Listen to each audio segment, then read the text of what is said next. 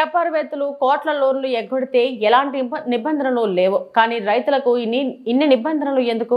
పత్తి పంట కొనుగోలు చేసేందుకు కపాస్ కిసాన్ యాప్ రద్దు చేసి పాత పద్ధతిలో కొనుగోళ్లు చేపట్టాలి.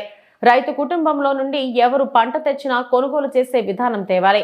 ఈ నెల 21వ తేదీన కేంద్ర రాష్ట్ర ప్రభుత్వాలకు బుద్ధి చెప్పే విధంగా పోరాటం చేద్దామని కేటీఆర్ అన్నారు. దాంతో పాటు ఈ యాప్ ఏదైతే ఉన్నదో కపాస్ కిసాన్ యాప్ దీని వెంటనే రద్దు చేయాలి. రద్దు చేసి ఇదివరకు ఎట్లయితే కొన్నారో పాత పద్ధతిలో అదే పద్ధతిలో కొనాలి. అట్లాగే పెద్ద మనుషులు రైతులు ముఖ్యంగా లేడీస్ వాళ్ళ బయోమెట్రిక్ సిస్టమ్ కూడా తీసేయాలి. వాళ్ళ కుటుంబ సభ్యులు తీసుకొస్తే ఆధార్ కార్డు చూసుకో, కావాలంటే ఆధార్ కార్డు చూసుకో, కాదంటే రేషన్ కార్డు చూసుకో, వాళ్ళ కుటుంబమా కాదా చూసుకొని బరాబర్ కొను. అంతేగాని వాళ్ళు కూడా రావాలి, బయోమెట్రిక్ కూడా రావాలి. ఒక మాట తమ్ముడు కరెక్ట్ గా అన్నాడు, ఒక రైతుకే గిన్ని పరీక్షలు ఎందుకు? ఒక రైతుకే గిన్ని పరీక్షలా?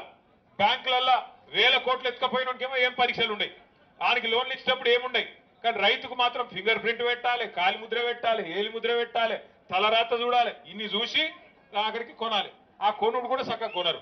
అందుకే మీకు నేను చెప్పేది దయచేసి యాద పెట్టుకోండి. పెద్దలు శ్రీశ్రీ గారు ఎప్పుడో చెప్పిండు, పోరాడితే పోయేదేమీ లేదు, బానిస సంఖ్యలు తప్ప. బరాబర్ కొట్లాడాలి. కొట్లాడితేనే తెలంగాణ వచ్చింది, యాద పెట్టుకోండి. ఇదే బోరస్ కాడ నేను వచ్చిన ఆ రోజు మీరందరూ వంట వార్పు పెడితే బోరస్ కాడనే చేసినాం. మళ్ళా బోరస్ కాడనే కూర్చుందాం. కేంద్ర రాష్ట్ర ప్రభుత్వాలు దిగొచ్చేదాకా కొట్లాడదాం. బరాబర్ 21 తారీఖు నాడు జోర్దార్గా రైతులందరూ కదిలి. మరిన్ని అప్డేట్స్ కోసం మా ఛానల్ ని సబ్స్క్రైబ్ చేయండి.